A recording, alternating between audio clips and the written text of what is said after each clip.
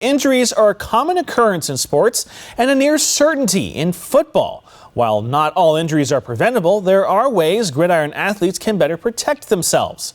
Our Missouri sports reporter Kayla McGee sat down with a Hall of Fame athletic trainer to learn how players stay safe while playing the sports they love. It's no secret that football is a tough sport to play. According to the 2023-2024 National High School Sports-Related Injury Surveillance Study, football has more injuries than the second and third sport combined. This has hurt football programs on all levels, but especially schools in rural communities.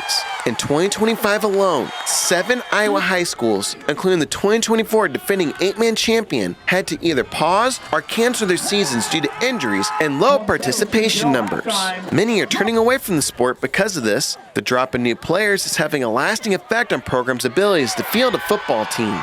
I just know it's everywhere across the state. You know, when I talk to coaches and stuff like that, you know, participation numbers are down. I'll be honest with you, I don't think there's a playbook out there for that one. I think at some points during the game against the Trey, I think we had one senior on the field. Missouri Sports Hall of Famer and Truman State head athletic trainer Michelle Boyd told me leg injuries are on the rise. Our bodies have gotten so much stronger and we've learned how to train to be faster, but our ligaments aren't growing in strength at the same speed that our muscles are. So when you go a lot faster and you hit harder, you're likely to tear a ligament. The most important thing is to learn good technique. Where to have your knees over your toes, making sure that when you're doing cutting motions, you're using both feet, and also to make sure that all of your muscles are strong. Another serious injury that we've seen recently in the Tri-States, damage to the spine and neck. That may not be visible at first, but learning the symptoms and how to treat them can prevent further harm. Signs and symptoms of a neck injury include numbness and tingling in your arms, or weakness in your arms, maybe weakness in your legs, and pain right in the center of the back of your neck. The most important thing when you suspect a spine injury is making sure that that player is maintained or held still. You want all the other players around not to immediately think about helping them up, but holding them still until medical care can arrive.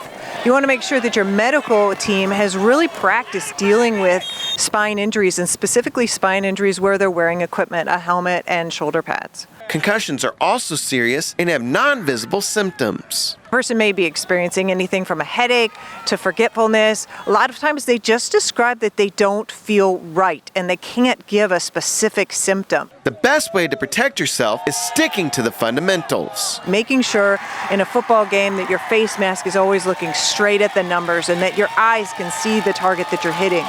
Neck injuries occur when we hit with the top of our head. So we put our head down and we're aiming to punish the player that we're trying to tackle. And you don't let those things be sacrificed when it comes to a specific play or when you're trying to make shortcuts. So you always want to make sure that you're minding all the rules. They're in there. Rules are there for a reason. And the officials aren't out there punishing you just to make the game go faster. They're out there actually doing that for your protections. Football can be one of the most fun sports in the world, but proper safety, technique, and knowing what to do when someone gets hurt is vital to keeping a game from turning into a tragedy. Reporting for Tri-State Trusted Sports, I'm Missouri sports reporter Kayla McGee.